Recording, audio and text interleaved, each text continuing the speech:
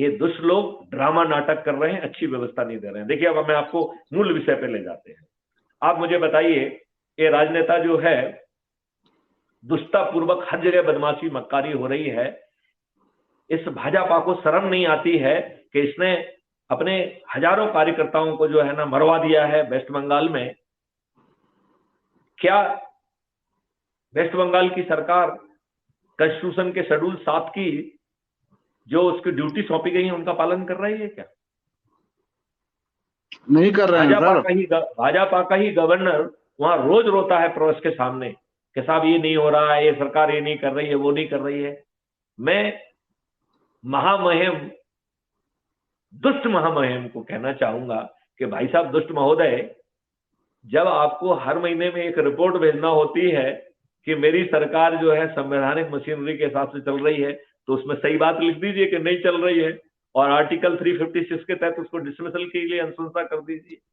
आप बताओ, कल से जो है ना ममता बनर्जी की औकात होगी कि वो संविधान की व्यवस्था के अनुरूप का पालन ना करें? अभी आपने देखा होगा मोटर व्हीकल एक्ट में जाने कितने मुख्यमंत्रियों ने कहा कि मैं इसका पालन नहीं करूंगा।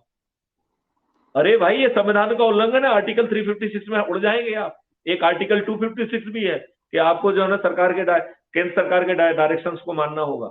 तो केंद्र सरकार को डायरेक्शन ये बात पे नहीं उड़ सकता है हवा में कि साहब आप दूसरे सरकार हैं, आप जो है ना दूसरी पार्टी की सरकार है। आप आर्टिकल 356 का it will be treated a failure of constitutional machinery. तो ये 56 इंच के जो सीने वाले माननीय नरेंद्र मोदी हैं, ये 56 इंच का काम ही नहीं कर रहे हैं। आप बताइए, क्या ये सरकारें मनमाने ढंग से चलेंगी? क्या बना के रखा है इस देश को? इस देश में आपको फंडामेंटल राइट दिया गया है कि nobody will be discriminated on the basis of the caste, creed, race और रिलीजन। इन दुष्टों ने आपको जाति धर्म सब चीज में बांट के रख दिया है, सिर्फ अपने वोट बैंक के लिए। बांट दिया है कि नहीं बांट दिया है? जी जी जी, बिल्कुल बताइए, बांटा है कि नहीं बांटा है? तो कितने दुष्ट हैं ये राजनेता? कितने दुष्ट हैं ये राजनेता? ये बताइए। मैं आपसे पूछता हूं कि जो जंतर मंतर पे जो ये हमारी बिटियां बैठी हुई थी, जिन्होंने जो है इतनी कठिन परिश्रम से देश को सम्मान लाया, गोल्ड मेडल लाए हैं, उनका वो यौन शोषण हुआ, क्या दिल्ली पुलिस की ये विधिक जिम्मेवारी नहीं थी कि वो जो है ना उनका केस रजिस्टर करे?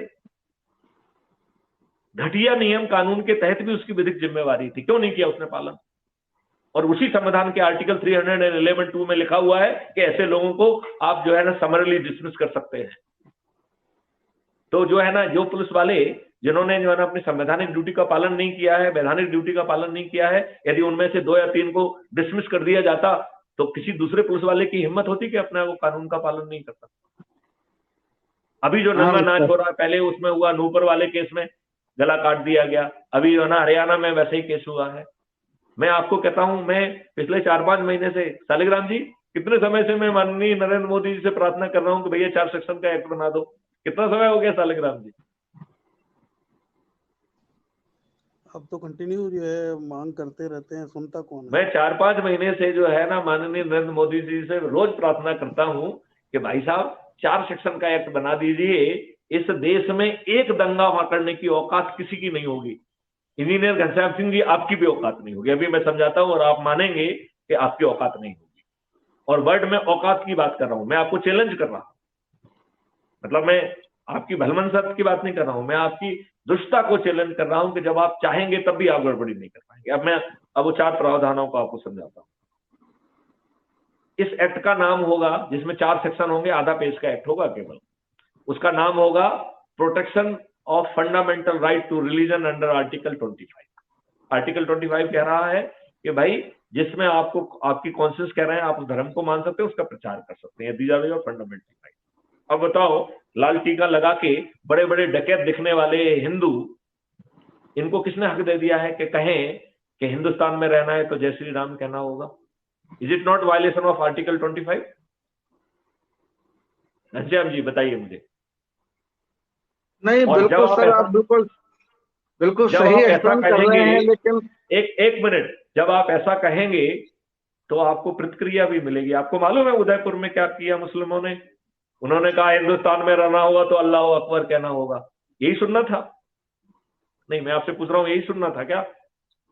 अभी हुआ है, आपको मालूम है उदयपुर में हो चुका है अभी, जिसमें बड़ी रैली निकाली गई और बड़े जोर जोर से कहा है हिंदुस्तान में रहना होगा तो अल्लाह अकबर कहना होगा।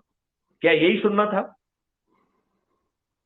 अब आप मुझे बताइए कि ये दुष्ट मुस्लिम मदरसे में या जहां कहीं भी लिखा हुआ हो, ये भ्रामक प्रचार करते हैं कि नहीं करते हैं कि मेरा धर्म मानो नहीं तो तुम काफिर हो, मैं तुम्हारा से धर से जुदा कर दूंगा, मुझे जन्नत भी मिलेगा और 72 हूरें मिलेंगी। क्या ये शुद्ध दुष्टता भरा प्रचार नहीं है जो शुद्ध रूप से आर्टिकल 25 का उल्लंघन है? मैं घनश्याम सिंह जी आपसे पूछना चाहता हूं, ये उल्लंघन है कि नहीं है?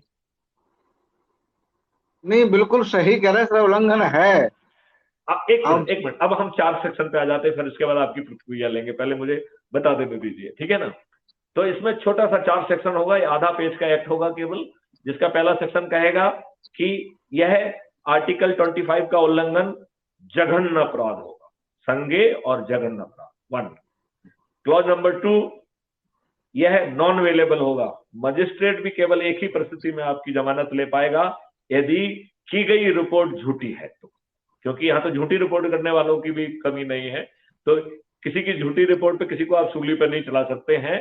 तो केवल एक ही क्लॉज में आपको जो है छूट मिलने वाली है, जमानत मिलने वाली है, यदि रिपोर्ट झूठी है और ये कोर्ट के सामने सिद्ध होता है, राइट। अब तीसरी बात पे जाते हैं। वो कह रहा है कि क्राइम फ्री भारत का जो टेक्नो इंजन है, वीडियो बेस्ड ट्रायल सिस्टम है, वो 3 दिन से 30 दिन में न्याय देता है। ऐसे केसेस में 3 दिन में न्याय देने की उसकी गारंटी होना चाहिए, राइट। और सजा 15 साल की होगी, तो आपको 3 दिन में 15 साल की सजा मिल जाएगी। अब चौथा क्लॉज कह रहा है कि आपकी पूरी संपत्ति जब्त कर ली जाएगी। यदि भाई साहब आपके पीछे कोई संस्था खड़ी होगी तो उसे अवैधानिक घोषित कर दिया जाएगा और उसकी संपत्ति जब्त कर ली जाएगी।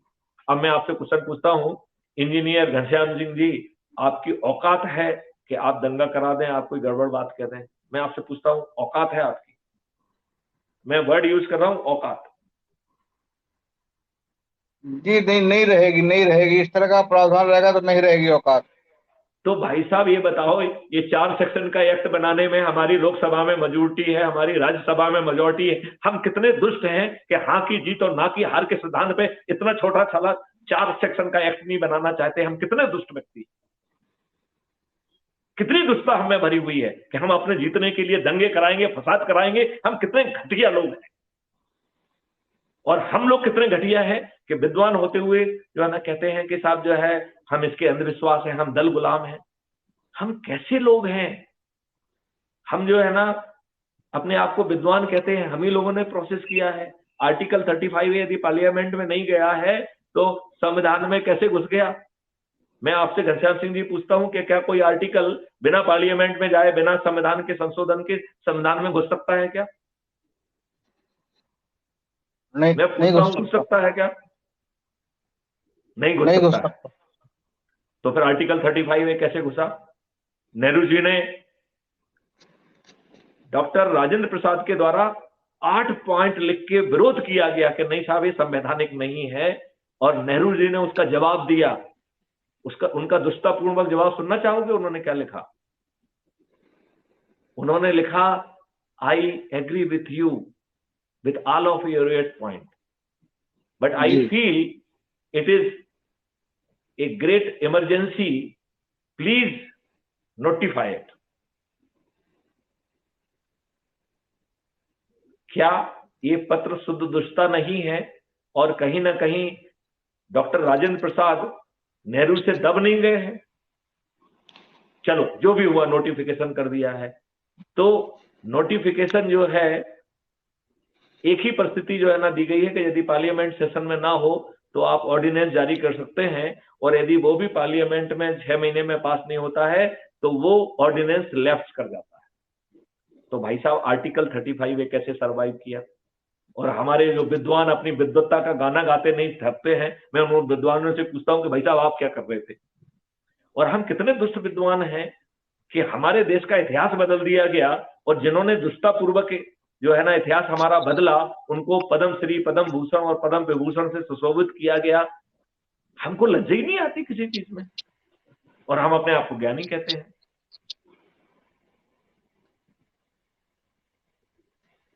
आपको नहीं लगता है कि चाहे वो पॉलिटिकल दुष्टता हो या विद्वत्ता वाली दुष्टता हो, देशभक्ति वाली दुष्टता हो, हम सब लोग दुष्टों का समूह बन गए हैं और हमें अपनी दुष्टता पे लज्जा नहीं आती? आपको ये लगता है कि नहीं लगता है? हाँ, मतलब पूरे, मतलब कंक्लूजन है एक एक तरह का जो आप बता रहे हैं ना, कि बाकी देखो में। यार, इंजीनियर घनश्याम सिंह जी, आप बहुत अच्छे इंसान हैं। आप बड़ी सॉफ्ट भाषा में कह रहे हैं कंफ्यूजन है, उसी कंफ्यूजन को मैं दुरुस्तता कह रहा हूं। तो हाँ फिर आप बिल्कुल सही विद्वान बात, किस सही बात के बात। हैं? यदि आपको कंफ्यूजन है तो भैया किसी दूसरे से पूछ लो, विद्वान तो ना कहो अपने आप को। सही सही बात। विद्वान, हमें अपने आप को विद्वान कहने का हक है क्या?